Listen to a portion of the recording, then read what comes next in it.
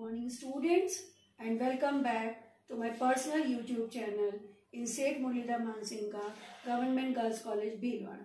मैं डॉक्टर सीमा गौड़ पोषण विशेषज्ञ आज आपको विटामिन बी समूह के विषय में पढ़ाऊंगी। विटामिन बी समूह को हम बी समूह इसलिए कहते हैं क्योंकि ये बहुत सारे विटामिनों का समूह है। इनके स्रोत एक समान है, शरीर में इनके कार्य मिलते जुलते एक समान है। इनकी कमी के प्रभाव अकेले में किसी एक विटामिन की कमी का प्रभाव नहीं होता, बल्कि सभी विटामिनों की कमी के प्रभाव एक साथ पड़ते हैं और इनका उपचार भी एक साथ होता है क्योंकि इनके स्रोत एक समान है। इसीलिए इन विटामिनों को विटामिन बी समूह में पढ़ना है।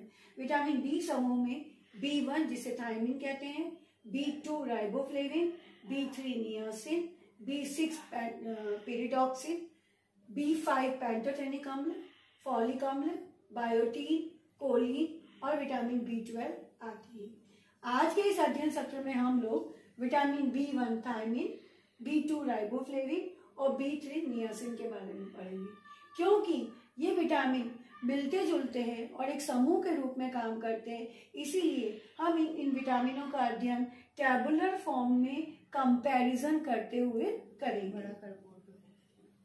हम बात करते हैं सामान्य नाम की, तो विटामिन बी का सामान्य नाम थायमिन है। इसको एंटी बेरी विटामिन भी कहते हैं क्योंकि ये बेरी रोग को ठीक करने में मदद करता है। विटामिन B2 राइबोफ्लेविन जिसको विटामिन जी भी कहते हैं, सन 1917 में इस विटामिन की खोज हुई। और विटामिन B3 नियासिन जिसको एंटी पैलेग्रा विटामिन भी कहते हैं। पहले मीन्स भद्दा या खुरदरा और आगरा मीन्स त्वचा। इस विटामिन की कमी से त्वचा जो है वो खुरदरी और भद्दी हो जाती है, इसीलिए इसका नाम एंटी पैलेग्रस विटामिन भी पड़ा और इसकी खोज सन 1937 में की गई। ये तीनों ही विटामिन B1, B2 और B3 सक्रिय रूप इनका जो है वो कोएंजाइम रूप है। कोएंजाइम के रूप में कार्बोहाइड्रेट, प्रोटीन और वसा के उपापचय में मदद करते हैं। तो इनका जो सक्रिय रूप है वो है विटामिन B1 थायमिन का TPP अर्थात थायमिन पायरोफॉस्फेट। थायमिन के साथ दो फॉस्फेट की रिंग जुड़ी हुई है, इसलिए इसका नाम थायमिन पायरोफॉस्फेट पड़ा। इसको थायमिन डाइफॉस्फेट भी कहते हैं, लेकिन इसका common name thiamine pyrophosphate TPP है। राइबोफ्लेविन FMN और FAD के रूप में काम करता है। FMN stands for flavin mononucleotide and FAD stands for flavin adenine dinucleotide. Niacin NAD nicotinamide adenine dinucleotide और NADP nicotinamide adenine dinucleotide phosphate दो रूप में कोएंजाइम के रूप में शरीर में विभिन्न जैव रासायनिक प्रक्रियाओं में भाग लेते हैं। हम बात करते हैं संरचना की, तो विटामिन B1 थायमिन जो है उसमें दो रिंग पाई जाती है, एक पिरिमिडीन रिंग है और एक थाइजोल रिंग है। पिरिमिडीन रिंग आप ये देखिए, ये क्लोज्ड साइकिल जो है ये पिरिमिडीन रिंग का है, उसके साथ में एक थाइजोल रिंग जुड़ी हुई है जिससे मिलकर बना थायमिन। और जब इसके साथ में दो फॉस्फेट समूह जुड़ जाते हैं तो ये बनता है थायमिन पायरोफॉस्फेट, जो कि इसके एक्टिव स्वरूप है क्योंकि इस रूप में विटामिन कार्य नहीं करता। विटामिन काम करता है थायमिन पायरोफॉस्फेट के रूप में। राइबोफ्लेविन की जब हम बात करते हैं तो इसमें एक राइबोज शर्करा और आइसोएलेक्सिन न्यूक्लियस है। ये आप देखिए, ये राइबोज शर्करा है C1 2 3 4 5। राइबोज जो है वो पेंटोज शर्करा है। इस राइबोज शर्करा के साथ जब आइसोएलेक्सिन न्यूक्लियस जुड़ता है तो बनता है राइबोफ्लेविन। थायमिन का कॉमन सूत्र C12 H18 N4 O5 और Cl2, क्योंकि ये क्लोराइड के रूप में इसका फॉर्म सूत्र लिखा है। एक क्लोरीन यहाँ जुड़ता है नाइट्रोजन के साथ और एक क्लोरीन यहाँ NH2 पे जुड़ता है। राइबोफ्लेविन का सामान्य सूत्र C17 H2O N4O6। हम आगे बढ़ते हैं विटामिन B3 या नियासिन की तरफ। विटामिन B3 दो स्वरूपों में शरीर में मिलता है, एक निकोटिनिक अम्ल के रूप में और एक निकोटिनामाइड के रूप में। ये निकोटिनिक अम्ल का रिंग बना हुआ है जिसमें आप देखिए कार्बोक्सिलिक एसिड जुड़ा हुआ है एक कार्बन के साथ, और ये निकोटिनामाइड में इस कार्बोक्सिलिक एसिड के साथ एमाइड फॉर्म में CONH2 के फॉर्म में ये जुड़ा हुआ है, तो इसको निकोटिनामाइड बोला है। और इसका सामान्य सूत्र C6H5O2N है। एक महत्वपूर्ण बात आपको और बता दी, जितने भी सूत्र मैंने लिखे हैं इसमें मैंने ये जो क्लोज साइकिल बना है, ये जो बॉन्डिंग्स है, यहाँ सब जगह C है। C stands for carbon atom. अगर मैं इनको खोल कर यहाँ C लिखती तो सूत्र बड़ा हो जाता और आपको याद करने में थोड़ा मुश्किल हो जाता। तो ये सरल रूप में इन सूत्रों को दर्शाया। आप इस तरह से भी लिखेंगे तो ये सूत्र गलत नहीं होंगे। हम बात करें विशेषताएं की। थायमिन जो है वो रंगहीन है और इसके रवेदार क्रिस्टल से जब इसको सिंथेटिक रूप में प्राप्त करते हैं तो इसके क्रिस्टल्स रवेदार प्राप्त होते हैं। जल में घुलनशील है तथा अल्कोहल में आंशिक रूप से घुलनशील है।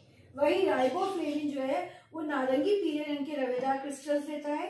राइबोफ्लेविन जल में कुछ कम मात्रा में घुलनशील है। आप देखिए 25 डिग्री सेल्सियस पर 12 मिलीग्राम राइबोफ्लेविन डिसॉल्व होता है, घुलता है। वहीं जब इसका टेम्परेचर बढ़ाकर 100 डिग्री सेल्सियस कर देते हैं तो 230 मिलीग्राम राइबोफ्लेविन घुल सकता है, डिसॉल्व हो सकता है। तो इस प्रकार पानी का तापमान बढ़ाने पर राइबोफ्लेविन की घुलनशीलता में वृद्धि होती है। बात करें नियासिन की, तो नियासिन के सफेद रंग के सुई के आकार के क्रिस्टल्स प्राप्त होते हैं। नियासिन ठंडे जल में कम घुलनशील है राइबोफ्लेविन की भांति, और गर्म जल में ये साधारण रूप से घुलनशील है, यानी कि ताप जब बढ़ाएंगे तो इसकी घुलनशीलता बढ़ जाएगी। बात करें स्वाद की, तो स्वाद थायमिन का स्वाद खमीर जैसा है और खमीर जैसी इसकी विशिष्ट गंध होती है। ईस्ट जो आपने देखा होगा, ईस्ट या खमीर जो हम बोलते हैं, जिसको हम ग्रो करके कल्चर करके विभिन्न खमीरकृत व्यंजन भी बनाते हैं, इडली डोसा और ब्रेड और बेकरी के व्यंजन। तो थायमिन का रिचेस्ट सोर्स है ईस्ट, और ईस्ट में ये प्राप्त होता है, इसलिए इसका स्वाद भी खमीर जैसा, इसकी गंध भी खमीर जैसी है। राइबोफ्लेविन का स्वाद कुछ कसैला सा स्वाद आता है। कच्चे फल अगर आपने खाए होंगे तो आपने देखा होगा, कच्चे फलों को जब हम खाते हैं तो एक कसैलापन सा आता है, जूसीनेस कम आती है। उसी तरह का स्वाद राइबोफ्लेविन का है और गंध रहित है। वही नियासिन का भी स्वाद कुछ कसैला है। अगर इन विटामिनों की अम्ल, क्षार और ताप पर स्टेबिलिटी की बात करें, स्थिरता की बात करें, क्योंकि ये तीनों ही विटामिन जल में घुलनशील है, तो विटामिन B1 थायमिन अम्ल में स्थिर है, यानी कि इसके सॉल्यूशन में अगर एसिड मिलाएंगे तो विटामिन में कोई परिवर्तन नहीं होंगे थायमिन में। किंतु उच्च ताप, जैसे जैसे आप टेम्परेचर बढ़ाते जाएंगे सॉल्यूशन का, तो विटामिन B1 में नष्ट होता जाएगा और कमी आती जाएगी। 120 डिग्री सेल्सियस पर संपूर्ण विटामिन नष्ट हो जाता है। वहीं क्षारीय माध्यम में सामान्य तापमान पर भी नष्ट हो जाता है, अर्थात विटामिन B1 अम्ल में स्थिर है और क्षार में नष्ट हो जाता है। टेम्परेचर जैसे जैसे आप बढ़ाते जाएंगे ये B1 नष्ट होता जाएगा। B2 की हम बात करें, विटामिन B2 अम्ल और ताप तथा वायु के प्रति स्थिर है, अर्थात अगर आप विटामिन B युक्त व्यंजनों में एसिड डालें, उनको गर्म करें या उनको हवा में खुले रखें तो इस कोई प्रभाव नहीं पड़ेगा। किंतु क्षार एवं सूर्य की पराबैंगनी किरणों से विटामिन B2 नष्ट हो जाता है। आपको एक बहुत महत्वपूर्ण बात मैं यहाँ पे बताना चाहूंगी, दूध जो कि विटामिन B2 अर्थात राइबोफ्लेविन का अच्छे स्रोत में आता है, श्रेष्ठ स्रोतों में आता है।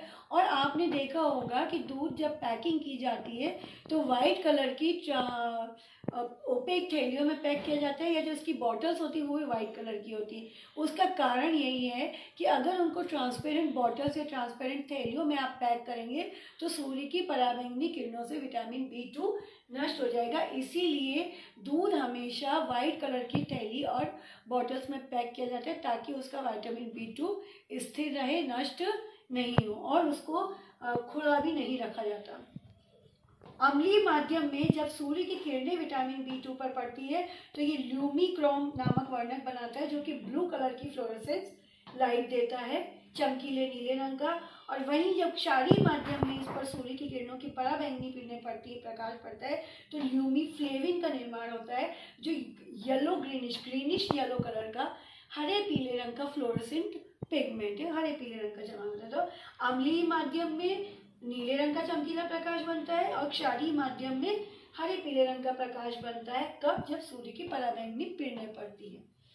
बात करते हैं नियासिन की, तो नियासिन जो है वो सर्वाधिक स्थिर विटामिनों में आता है। नियासिन की गिनती अम्ल, क्षार, ताप और वायु सभी के प्रति स्थिर है। इस पर ना तो अम्ल का प्रभाव पड़ता है, न क्षार से नष्ट होता है, न ताप से और न ही वायु से।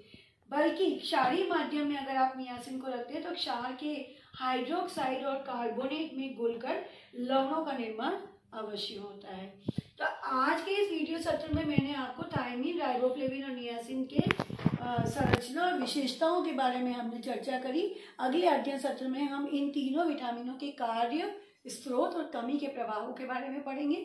मैं आपको एक बात अवश्य यहाँ पर कहना चाहूँगी कि जब भी आप विटामिन की स्टडी करें तो आप उनको इसी प्रकार टेबल बनाकर कंपैरेटिव फॉर्म में पढ़ें और अध्ययन करने का प्रयास करें, जिससे आपको ये भली भांति याद हो जाए।